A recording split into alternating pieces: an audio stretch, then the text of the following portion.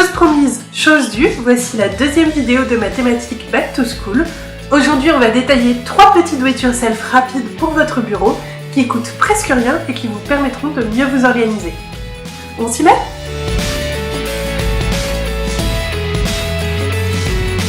Sur une feuille de carton rigide, on va commencer par tracer la forme que l'on souhaite obtenir pour notre ardoise, en pensant bien à rajouter une marge tout autour pour pouvoir coller les baguettes qui vont nous servir de cadre. Ensuite, on découpe tout autour à l'aide d'un cutter et d'une règle. Libre à vous de choisir la forme que vous voulez pour votre ardoise, mais je vous conseille tout de même de rester avec une forme qui présente uniquement des angles droits, car par la suite ce sera beaucoup plus simple pour découper les angles du cadre qui va aller tout autour. On va maintenant recouvrir notre forme en carton avec de l'adhésif pour ardoise blanche à feutre. Attention, si vous utilisez de l'adhésif qui n'est pas fait pour les tableaux à feutre, les feutres vont finir par laisser des marques sur le tableau.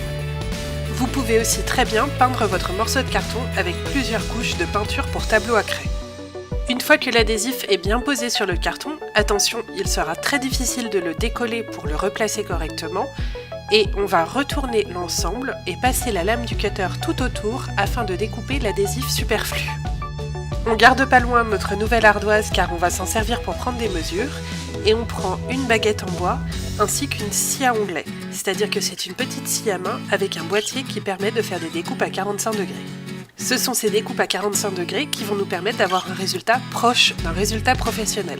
Plutôt que de prendre des mesures à la règle, je vous conseille plutôt de reporter directement les mesures en plaçant votre baguette de bois sur votre ardoise et en notant là où l'ardoise s'arrête. Ce sera beaucoup plus précis et là aussi vous permettra d'avoir un résultat plus proche. Le but est de faire tout le tour de l'ardoise bien sûr, en faisant des angles à 45 degrés de chaque côté des angles droits afin d'avoir des angles bien propres et pointus. Ce genre de baguette en bois est en pin, c'est un bois tendre et en plus elles sont toutes fines, on appelle ça un champ-plat. Du coup, c'est très simple à couper avec une scie à main. Je pense que le meilleur conseil pour ce genre de projet, c'est de prendre son temps. Honnêtement, ce n'est pas très long à faire de toute façon. Et puis, que ce soit pour prendre les mesures ou bien pour couper, plus vous le ferez tranquillement et en prenant votre temps, plus le résultat final sera propre et joli. Comme d'habitude, je vous encourage toujours à apprendre à vous servir de nouveaux outils, mais faites-le toujours bien sous la supervision de quelqu'un qui sait ce qu'il fait. Pour certaines découpes, vous n'aurez pas besoin d'un angle à 45 degrés, mais d'un angle à 90 degrés. Il se trouve que la scie à onglet est un outil plutôt bien fichu et qu'il y a aussi les fentes pour couper à 90 degrés de manière bien rectiligne. Et normalement, si vous avez bien réfléchi à la forme de votre ardoise avant de tout découper, vous n'aurez aucun souci. Une fois que toutes vos découpes dans le champ plat sont faites, maintenant on va les poser sur le carton pour vérifier que tout s'emboîte parfaitement et qu'il n'y a pas de souci.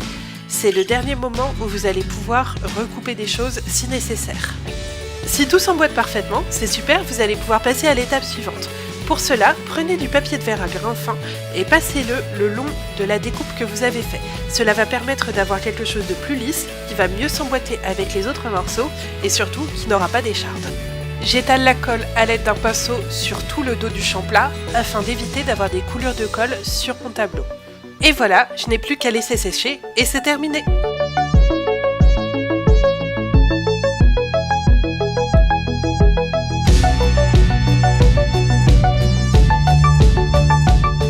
La base que l'on va utiliser pour ces pots à crayon est un tube postal en carton.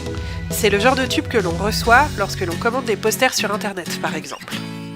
Le long de ce tube, on va mesurer différentes hauteurs. Ces hauteurs correspondent aux hauteurs finales des pots à crayon.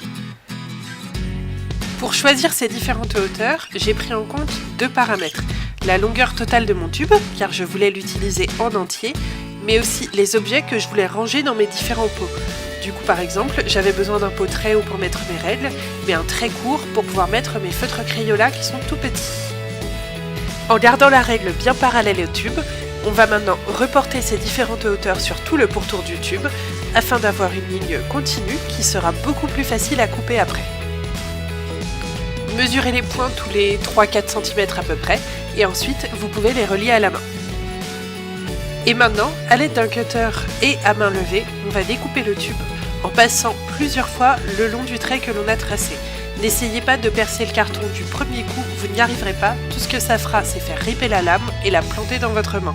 Passez plusieurs fois régulièrement avec une lame neuve ou récente, et petit à petit vous allez finir par creuser le carton et avoir une découpe bien propre.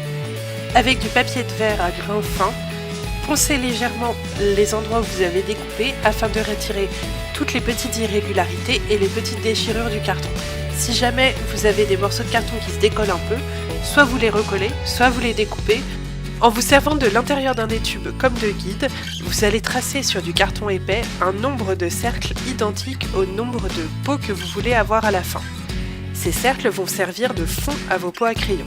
Ensuite, opération pas forcément évidente, il va falloir découper les cercles.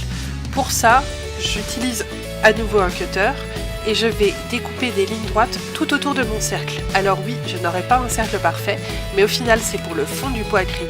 Le but c'est que ce soit le plus proche possible des dimensions de l'intérieur du tube en carton. S'il y a quelques endroits de jour, tant que ça tient bien, on s'en fiche. Et maintenant, on va bien sûr coller ces cercles à l'intérieur des pots à crayon.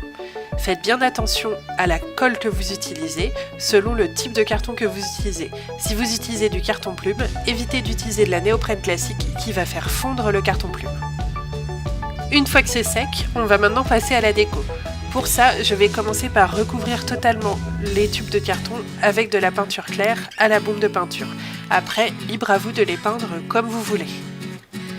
Petite astuce, je recouvre ma main avec un sac plastique et je la glisse à l'intérieur du tube. Cela me permet d'avoir une bonne mobilité et de pouvoir faire pivoter le tube afin de pouvoir le peindre bien sur tous les côtés, sans m'en mettre partout sur les mains. J'ai envie de rajouter des rayures dorées sur mes pots afin qu'ils aillent bien avec les autres objets qui vont aller sur mon bureau. Pour cela, je vais utiliser du masking tape que je vais poser tout autour des pots afin de créer des rayures et ensuite je vais appliquer plusieurs couches de peinture acrylique dorée au pinceau tout autour des pots. Le masking tape va me permettre d'avoir des rayures beaucoup plus propres que si je les avais tracées à la main. Mais attention, ne retirez pas le masking tape une fois la peinture totalement sèche, sinon vous allez arracher votre nouvelle peinture. Si vous le retirez avant, vous allez avoir des bavures. Si vous le retirez après, vous allez avoir des éclats et des petits manques. Éventuellement, passez un petit coup de vernis sur vos pots pour les protéger. Et ensuite, pour dissimuler un petit peu l'intérieur qui n'est pas très joli, j'ai utilisé du papier à imprimante que j'ai recoupé à la bonne hauteur. Je l'ai roulé et juste glissé à l'intérieur des pots. Je ne me suis même pas pris la tête à le coller. Comme ça, en plus, si jamais il y a des taches, je pourrais le changer facilement. Bravo, on a fini ces pots à crayon.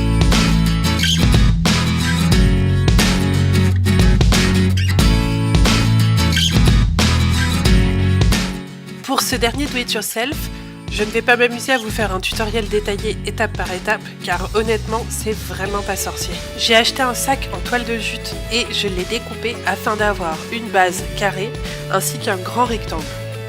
Ensuite, plutôt que de coudre tout ça, ce qui aurait été long, laborieux et franchement pas fun, je me suis contentée de me servir de pistolet à colle pour accrocher les morceaux ensemble. Ensuite, sur le haut, afin d'avoir quelque chose de bien propre, j'ai fait un petit ourlet que là aussi j'ai accroché avec, vous avez deviné, un pistolet à colle. Quelques rayures à la peinture acrylique faites à main levée, et voilà, le tour est joué. J'espère que cette vidéo un peu différente où je vous présente 3 petits projets en un vous a plu. Si c'est le cas, vous pouvez me laisser un petit pouce vers le haut. Vous pouvez aussi partager la vidéo sur les réseaux sociaux, c'est ça qui fait vivre la chaîne.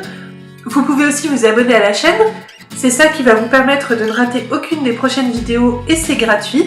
D'ailleurs, si vous êtes abonné, vous pourrez voir à peu près en direct la prochaine vidéo où je vais vous montrer comment customiser un petit meuble à tiroir pour le rendre ancien et vieilli façon meuble de métier. N'hésitez pas à me laisser des commentaires si vous n'avez pas compris des choses ou si vous avez des trucs à me raconter, je suis toujours ravie de vous répondre. Et quant à moi, je vous dis à très vite sur les réseaux sociaux et pour cette prochaine vidéo. Salut!